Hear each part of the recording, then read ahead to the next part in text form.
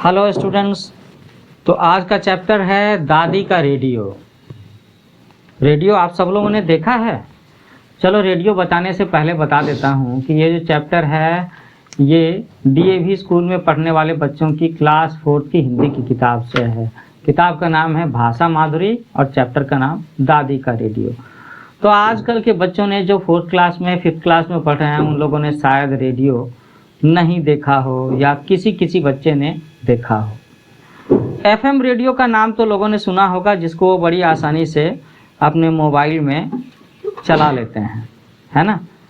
लेकिन यहाँ पर जिस रेडियो की बात हो रही है और दादी के ज़माने की बात हो रही है, तब एफएम स्टेशंस बहुत कम हुआ करते थे या नहीं होते थे।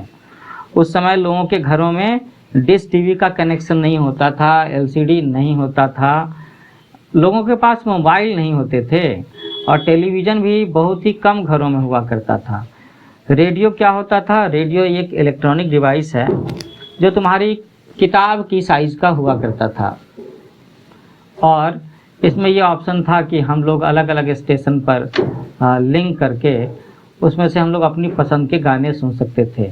हालांकि रेडियो का इस्तेमाल, रेडियो सबसे पहले लोगों को खबर सुनाने के लिए, है ना, ऑल इंडिया रेडियो की खबरें, पटना स्टेशन की खबरें, लखनऊ स्टेशन की खबरें, उसका इस्तेमाल किस चीज़ के लिए हुआ करता था।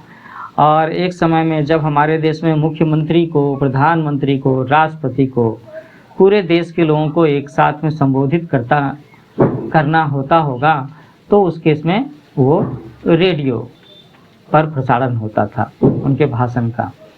इसके अलावा रेडियो का महत्व तब से भी हम कह सकते हैं जब एक समय में लोग टेलीविज़न नहीं होने की वजह से क्रिकेट मैच को देख नहीं सकते थे, हॉकी के मैच को देख नहीं सकते थे। भारत ने ओलंपिक में क्या किया, भारत की खिलाड़ियों ने एशियाड में कौन सा पदक जीता, ये नहीं पता चल सकता था।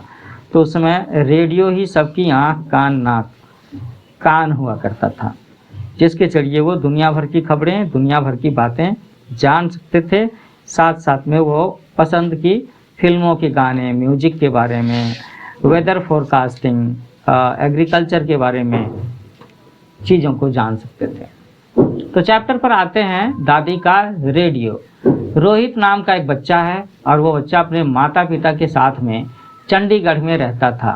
तो चंडीगढ़ कहाँ है, कौन बता सकता है? और चंडीगढ़ किसी राज्य की राजधानी है क्या, ये भी कोई बता सकता है कि नहीं? चंडीगढ़ में घूमने फिरने वाली कोई जगह है कि नहीं? तो मैं बता देता हूँ कि चंडीगढ़ के साथ खास बात यह है कि चंडीगढ़ एक ऐसा शहर है जिसे अंग्रेज़ों ने प्लान करके बसाया था।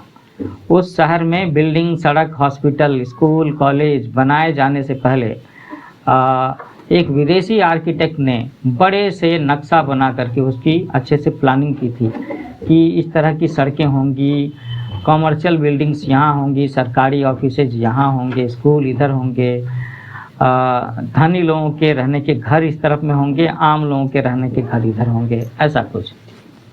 चंडीगढ़ हमारा जो राज्य है हरियाणा, ये दिल्ली के पास में ही है, उसकी राजधानी भी है। और एक और ख़ास बात है ना कि चंडीगढ़ पंजाब की भी राजधानी है। तो बड़ा खुशनसीब है ये चंडीगढ़, एक साथ दो राज्य की राजधानी है कि नहीं? तो वहाँ के रहने वाले भी बड़े खुशनसीब होते हैं क्या?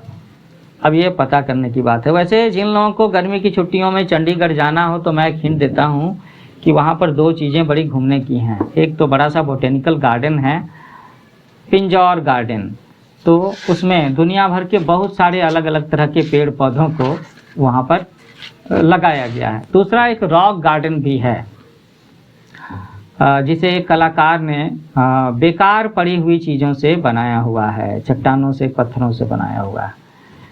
तो रोहित की दादी का रेडियो। रोहित अपने माता पिता के साथ चंडीगढ़ में रहता था। घर में उसकी बड़ी बहन और दादी भी थीं। बूढ़ी होने के कारण दादी कहीं आ जा नहीं पाती थीं। बूढ़े होने पर लोगों को थोड़ी चलने फिरने में दिक्कत होती है ना।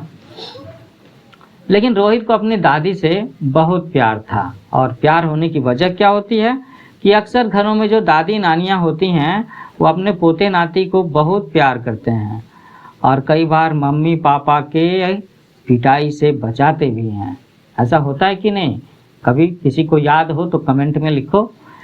और एक और बात हम लोग सुनते हैं दादी नानी के बारे में कि वो अक्सर अपने नाती पोतों को ना प्यार करने के साथ साथ में कहानियाँ भी सुनाते हैं। और यही बात है कि रोहित को भी उसकी दादी खूब सारी नई नई कहानियाँ सुनाती थी, और कई बार रोहित को कहानी सुनते सुनते नींद भी आ जाती होती।